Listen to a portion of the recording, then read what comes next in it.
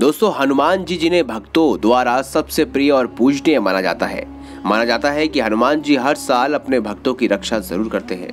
और क्या हनुमान जी ने कभी किसी चोर की मदद की थी? क्या उन्होंने उन चोरों की भी मदद की है जो स्वयं उनके ही मंदिर में चोरी करने आते हैं? इस कहानी को शुरू करने से पहले आप सभी का हमारे YouTube चैनल में हार्दिक स्वागत है।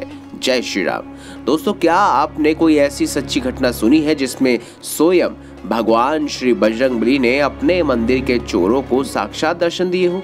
दोस्तों, ये सच्ची घटना बिहार के सिवान की है, जिसे भेजा है हमारे एक सब्सक्राइबर ने, जिनका नाम है सुमित चंदर। दोस्तों, सुमित जी जो कि बिहार के सिवान के ही रहने वाले हैं, वो पेशे से एक किसान है।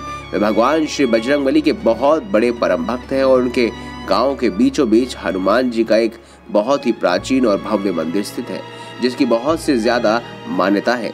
जहां सुमित जी भी हर मंगलवार को हनुमान जी के दर्शन करने आते हैं और हनुमान जी को लड्डू और चोला चढ़ाते हैं। मंगलवार का यह दिन सुमित जी के लिए बहुत ही मंगलदायक होता है। दोस्तों, सुमित जी के मुताबिक ये बात तब की है जब भगवान श्री बजरंगबली के इस प्राचीन और भव्य मंदिर में चोरी होने के कारण गांव के सभी लोग काफी क्रोधित हो गए थे। इस मंदिर में कई हजारों साल पुराना खजाना, मंदिर के दान पात्र, घंटे, सभी चीजें चोरी हो चुकी थी, जिसकी लिखित सूचना मंदिर के पुजारी ने पुलिस को दी। पुलिस ने शिकायत करने के बाद भी कई दिनों तक चोरों का कुछ अता पता ही नहीं चल पाया था, मगर एक दिन पुलिस ने उन चोरों को अपने हाथ धर लिया। गांव के सभी लोग चोर को पकड़े जाने से बहुत खुश थे, मगर उन्हें ये नहीं पता था कि उनकी यह खुशी कुछ ही पल रहेगी और दुखों में तब्दील हो जाएगी। इसका मुख्य कारण था कि उस चोर के खिलाफ किसी भी व्यक्ति के पास कोई ठोस सबूत नहीं था। दोस्तों, करीब 1 महीने से ज्यादा का समय हो गया था और कोई भी व्यक्ति उस चोर के खिलाफ पुख्ता सबूत नहीं ढूंढ पाया था, जिस कारण गांव के सभी लोग काफी परेशान हो गए थे, क्योंकि अगर वह जल्द ही उस चोर के खिलाफ कोई सबूत नहीं ढूंढेंगे तो कोर्ट उस चोर को रिहा कर देगा।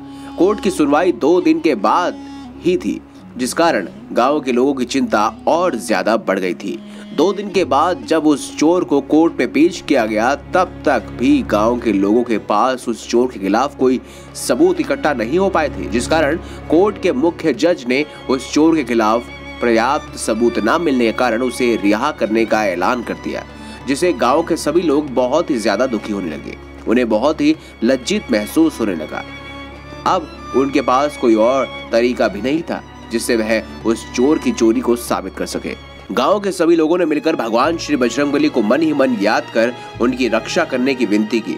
दोस्तों, खुशी क्षण हुए होंगे कि तभी कुछ ऐसा चमत्कार हुआ जिसके बाद कोर्ट में पूरा का पूरा सन्नाटा छा गया। कोर्ट के जज भी इस चमत्कार को देखकर अपनी कुर्सी से उठ गए। हाँ दोस्तों, उस वक्त कोर्ट का नजारा कुछ ऐसा ही हो गया था, जिसे देखकर सभी लोग अपने दांतों तले उंगली चबा रहे थे। गांव के सभी लोग भगवान श्री बजरंगबली से प्रार्थना ही कर रहे थे कि तभी एक बुजुर्ग साधु उस कोर्ट में पहुंचते हैं, उस साधु के खिलाफ और उस चोर के खिलाफ गवाही देने लगते हैं। उनकी बात सुनकर सभी लोग हंसने लगे। उन्हें कहने लगे, क्या आपके पास कोई सबूत है? लोगों की बात सुनकर वो कहते हैं, हाँ सबूत है, और वो इस चोर की जेब में है। और जब पुलिस उस चोर की जेब की तलाशी लेती है तो उस चोर की जेब से हनुमान जी की अंगूठी मिलती है, जिसे देखकर सभी लोग दंग रह जाते हैं। वह साधु फिर से एक बात कहते हैं, जिसे सुनने के बाद लोगों के कान खड़े रह जाते हैं। दोस्तों, वह साधु कहते हैं कि इतना हैरान मत होइए, क्योंकि ये तो कुछ भी नहीं है। असली सामान इस चोर ने अपने दोस्त के घर में छुपा रखा है। ये बात सुनकर जज भी हैरान हो जाते हैं। पुलिस को तुरंत कार्रवाई करने के लिए कहते हैं और फिर क्या होना था वही हुआ जिसका चोर को डर था। मंदिर का सारा सामान पुलिस को उसके दोस्त के घर से बरामद होता है। इन सभी सबूतों के बाद कोर्ट ने उस चोर को 5 साल की सजा सुनाई और इसके बाद वह बुजुर्ग साधु भी वहां से कहीं चले गए, जिसके बाद वह किसी भी व्यक्ति को नहीं दिखाई दिए। गांव के सभी लोगों ने इसे बजरंगबली का चमत्कार बताया। गांव पहुंचकर सभी लोगों ने बहुत ही बड़े समारोह का आयोजन कर बजरंगबली को धन्यवाद दिया। आपको क्या लगता है कि यह स्वयं बजरंगबली का चमत्कार था या फिर मामूली सा एक इंसिडेंट?